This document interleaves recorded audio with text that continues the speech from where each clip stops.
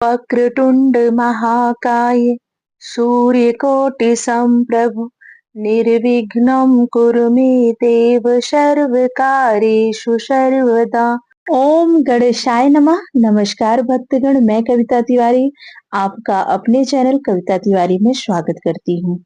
आज हम सुनेंगे बुधवार व्रत कथा। बुधवार व्रत में भगवान गणेश और बुद्ध देवता की पूजा आराधना की जाती है। बुधवार व्रत करने से बुद्धि, विद्या, वाणी, रिद्धि और सिद्धि में वृद्धि होती है। बुधवार का व्रत करने से बुध ग्रह से जुड़े हुए दोषों से छुटकारा मिलता है और मांगलिक कार्यों में आ रही सभी बाधाएं दूर हो जाती हैं। धन की कमी से मुक्ति मिलती है और सुखों की प्राप्ति होती है। बुधवार का व्रत करने से व्यापार की परेशानियां दूर होती हैं और अगर कोई विद्यार्थी बुधवार का व्रत करता है तो उसकी शिक्षा में आ रही सभी बाधाएं दूर हो जाती हैं। बुधवार व्रत करने से भगवान गणेश की कृपा प्राप्त होती है और घर में सुख समृद्धि आती है। तो बुधवार व्रत अगर कर रहे हैं तो बुधवार व्रत की या पावन कथा का श्रवण अवश्य करें। अगर नहीं भी कर रहे हैं तो आप कथा का श्रवण अवश्य करें। कहते हैं कि श्रवण से भी आधा पुण्य प्राप्त होता है। तो आइए एक बार प्रेम से बोलिए भगवान गणेश की जय। मन में भगवान गणेश का स्मरण करते हुए आइए सुनते हैं बुधवार व्रत कथा। शिव पुराण के अनुसार माता पार्वती ने स्नान से पूर्व अपने शरीर पर हल्दी का उपटन लगाया। इसके बाद जब उन्होंने शरीर के उपटन को उतारा तो उससे बैठे बैठे उन्होंने एक पुतला बना डाला और उसमें प्राण डाल दिया। इस तरह भगवान गणेश की उत्पत्ति हुई। इसके बाद माता पार्वती स्नान करने चली गई और गणपति जी को आदेश दिया कि तुम द्वार पर बैठ जाओ और किसी को भी अंदर मत आने देना। कुछ देर बाद वहां भगवान शिव आए और कहा कि उन्हें पार्वती जी से मिलना है। द्वारपाल बने भगवान गणेश ने उन्हें अंदर जाने से रोका। इसके बाद शिव गणों और भगवान गणेश के बीच भयंकर युद्ध हुआ, लेकिन कोई भी उन्हें हरा नहीं सका। फिर क्रोधित शिव जी ने अपने त्रिशूल से बालक गणेश का सिर काट डाला। जब माता पार्वती को इस बात का पता चला तो वो रोने लगी और प्रलय करने का निश्चय कर लिया। इससे देवलोक भयभीत हो उठा। फिर देवताओं ने उनकी स्तुति कर उन्हें शांत किया। भगवान शिव ने गरुड़ जी से कहा कि उत्तर दिशा की ओर जाओ और जो भी माँ अपने बच्चे की तरफ पीठ करके सो रही हो उस बच्चे का सिर ले आओ। भगवान शिव की आज्ञा पाकर गरुड़ जी उस बच्चे की खोज में निकल पड़े। गरुड़ जी काफी देर तक ढूंढते रहे लेकिन उन्हें ऐसा कोई नहीं मिला। कुछ देर बाद गरुड़ जी को एक हथनी नजर आई। हथनी का शरीर ऐसा होता है कि वह अपने बच्चे की तरफ मुख करके नहीं सो सकती। तो गरुड़ जी उस शिशु हाथी का सिर काट कर ले आए। शिव जी ने उसे बालक के धड़ पर रखकर उसे पुनः जीवित कर दिया। पार्वती उसे पुनः जीवित देखकर बहुत खुश हुई और तब समस्त देवताओं ने बालक गणेश को आशीर्वाद दिया।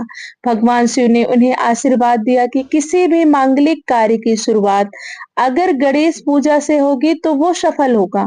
उन्होंने गणेश को अपने समस्त गणों का अध्यक्ष घोषित करते हुए आशीर्वाद दिया कि विघ्न नाश करने में गणेश का नाम सर्वोपरि होगा और इसी आशीर्वाद के कारण भगवान गणेश विघ्नहर्ता कहलाए। माता पार्वती ने पुत्र प्राप्ति के लिए पूर्ण्यक नामक व्रत किया, जिसके फलस्वरूप भगवान विष्णु ने उनके गर्भ से बालक रूप में जन्म लिया।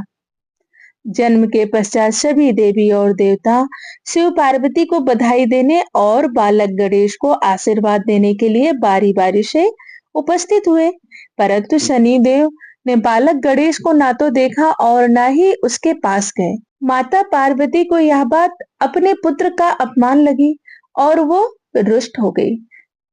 दरअसल पार्वती जी को शनि देव की पत्नी द्वारा दिए गए श्राप के बारे में पता नहीं था कि उनकी दृष्टि पड़ते ही हानि हो सकती है। उन्हें लगा शनि उनके पुत्र का अपमान कर रहे हैं। उन्होंने कहा, सूर्य पुत्र, अपनी गर्दन क्यों झुका रखी है? मेरी व मेरे पुत्र की ओर देखो। तुम मेरे पुत्र को देख क्यों नहीं रहे हो? इस पर शनि देव ने कहा कि हे माते, मेरा नहीं देखना ही अच्छा है, क्योंकि सभी प्राणी अपनी अपनी करनी का फल भोगते हैं। मैं भी अपनी करनी का फल भोग रहा हूँ। ऐसा कहकर शनि देव अपने श्राप के बारे में बताते हैं। तब माता पार्वती ने कहा कि सब कुछ ठीक होगा, तुम्हारे देखने पर कुछ अमंगल नहीं होगा, क्योंकि यह मेरा पुत्र है और इसे सभी देवताओं ने आशीर्वाद दिया है। शनि देव ने माता पार्वती का रुष्ट व्यवहार समझकर उनकी आज्ञा मान ली और बालक गणेश की ओर देख लिया। परंतु शनि देव की दृष्टि पड़ते ही नवजात बालक का सिर धड़ से अलग होकर भस्म होकर ब्रह्मांड में विलीन हो गया। माता पार्वती अपने पुत्र की यह दशा देख बेहोश हो गई। तब माता पार्वती को इस आघात से बाहर निकालने और उनके क्रोध से बचने के लिए तत्काल ही भगवान विष्णु अपने वाहन गरुड़ पर सवार हो उत्तर दिशा में स्थित पुष्पभद्रा नदी के तट पर पहुंच गए। वहां उन्होंने एक हथनी को देखा जो अपने बालक की ओर पीठ किए बैठी थी। इस संबंध में यह भी कहा जाता है कि वहां उन्होंने देखा एक हथनी अपने नवजात शिशु को लेकर उत्तर दिशा में सिर करके सो रही थी। विष्णु भगवान ने शीघ्र ही सुदर्शन चक्र से नवजात शिशु का मस्तक काट लिया और वे उसे लेकर शिवलोक पहुंचे तथा माता पार्वती के बालक के धड़ पर लगाकर उसके प्राण वापस कर दिए। बाद में माता पार्वती को होश आया तो उन्होंने शनि देव को श्राप दिया, परंतु सभी देवताओं ने शनि का पक्ष लेकर कहा, हे माते, इसमें शनि देव की कोई गलती नहीं है। इन्होंने आपसे सारी बातें बता दी थी कि वे आपके बालक को क्यों नहीं देख रहे हैं, किंतु आपकी जिद पूरी करने हेतु ही शनि देव ने आपके पुत्र को देखा। इसमें इनका कोई कसूर नहीं है। तब माता पार्वती ने शनि देव को क्षमा कर दिया और श्राप को एक पैर की विफलता के रूप में परिवर्तित कर दिया। इस तरह भगवान शिव और गणेश दोनों ही शनि देव की नजर से बच गए। प्रेम से बोलिए गणेश भगवान की जय। भगवान परशुराम भगवान शिव के परम भक्त थे और वह अपने प्रभु से मिलने के लिए कैलाश पर्वत पहुंचे।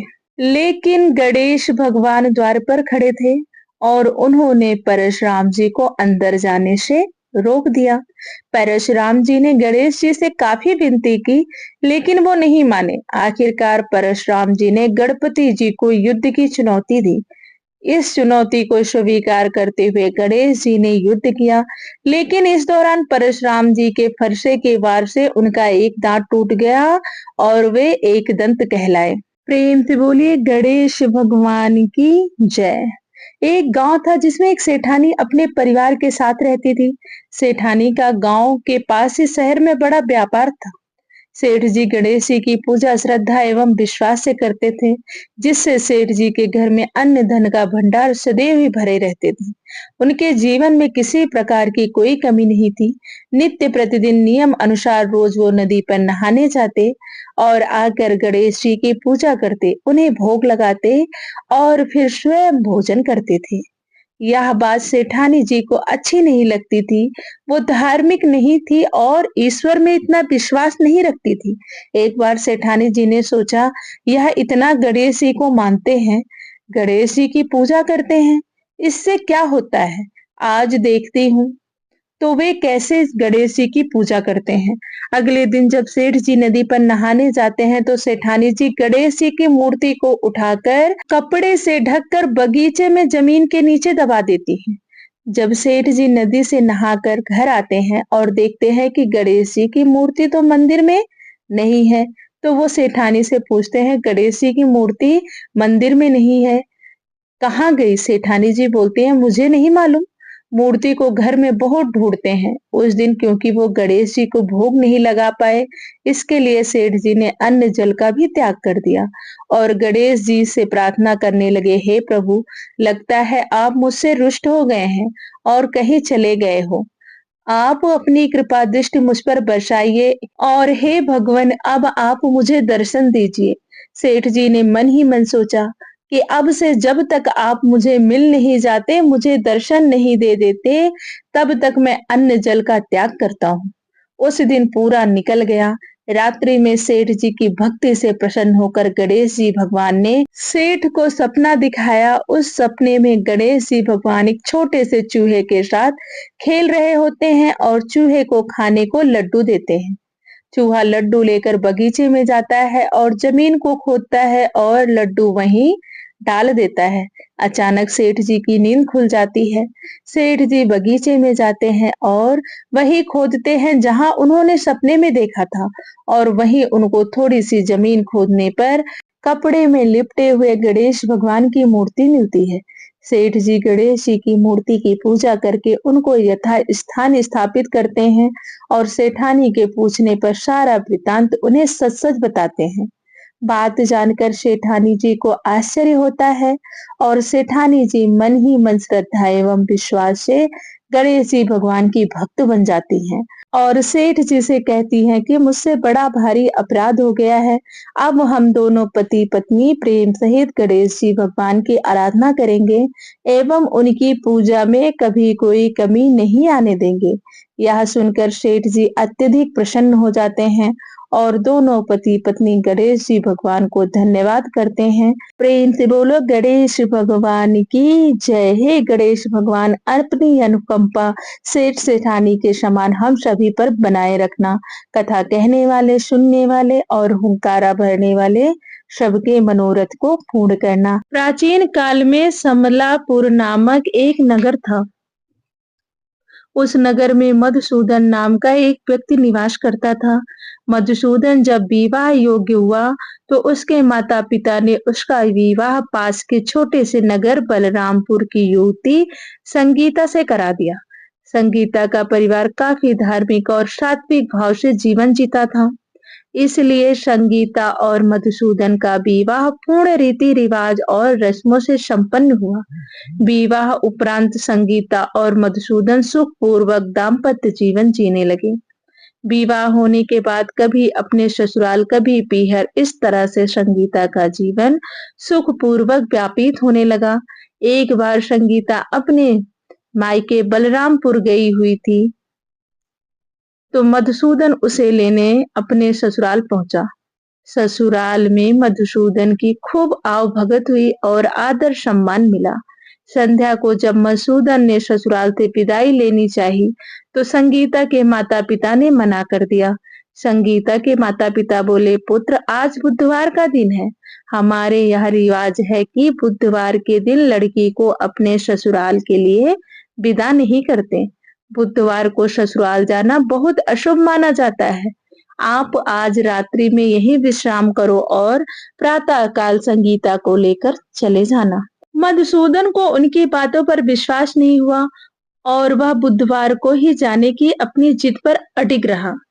हार कर संगीता के माता पिता ने उन्हें विदा कर दिया। मधुसूदन और संगीता अभी कुछ दूर ही निकले थे कि घने वन में उनकी बैलगाड़ी का पहिया निकल गया। अब बैलगाड़ी को खींचने में असमर्थ हो गए और वह बैलगाड़ी नहीं खींच पा रहे थे। दोनों पैदल ही समता पुल की ओर निकल पड़े। कुछ दूरी चलने के उपरांत संगीता को थकान होने लगी और बहुत तीव्र प्यास लग गई।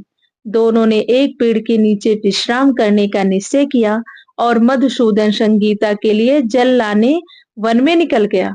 थोड़ी देर बाद जब मधुसूदन जल लेकर आया तो देखता है कि उसकी पत्नी के पास उसका हमशक्ल व्यक्ति ठीक उसी के जैसे वेशभूषा धारण किए बैठा है।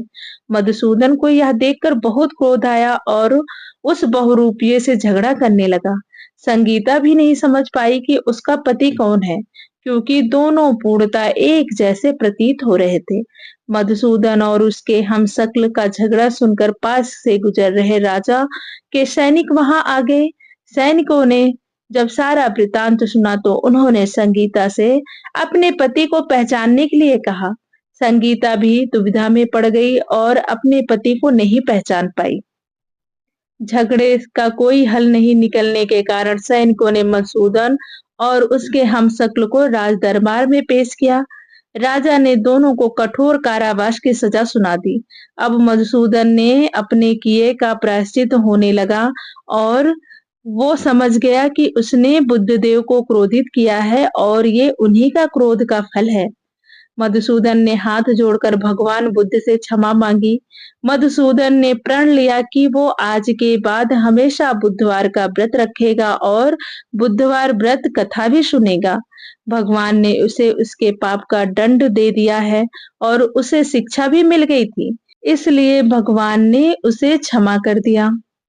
मधुसूदन के पाप मुक्त होते ही चमत्कार हुआ और उसका बहुरूपिया तुरंत अदृश्य हो गया। राजा ने उसे क्षमा करके प्राणदान दिया और संगीता के साथ विदा कर दिया। दोनों राजा के महल से थोड़ी दूर ही निकले थे कि उन्होंने देखा कि उनकी बैलगाड़ी आ रही है। बैलगाड़ी में दोनों पहिए भी एकदम ठीक थे। मधुसूदन और संगीता की खुशी का ठिकाना नहीं रहा। दोनों ने भगवान को धन्यवाद दिया और तुरंत अपनी बैलगाड़ी पर सवार होकर घर की तरफ चल दिए। इसके बाद से मधुसूदन कभी भी बुधवार को संगीता को नहीं लाया और दोनों सुख पूर्वक आनंद से अपना दाम्पत्य जीवन व्यतीत करने लगे। बुधवार का व्रत निरंतर करने के कारण भगवान बुद्ध और गणेश जी की कृपा से हमेशा वह सुखी और खुशहाल जीवन जीने लगे। प्रेम से बोलिए बुद्ध देवता की जय, गणेश भगवान की जय। दोस्तों, यह थी बुधवार व्रत कथा। आपको कथा कैसी लगी हमें कमेंट में जरूर बताएं और अगर आपने बुधवार व्रत रखा है तो कमेंट में गणेश भगवान की जय लिखना ना भूलें। वीडियो अच्छी लगी हो तो लाइक करें, शेयर करें, चैनल को सब्सक्राइब करें।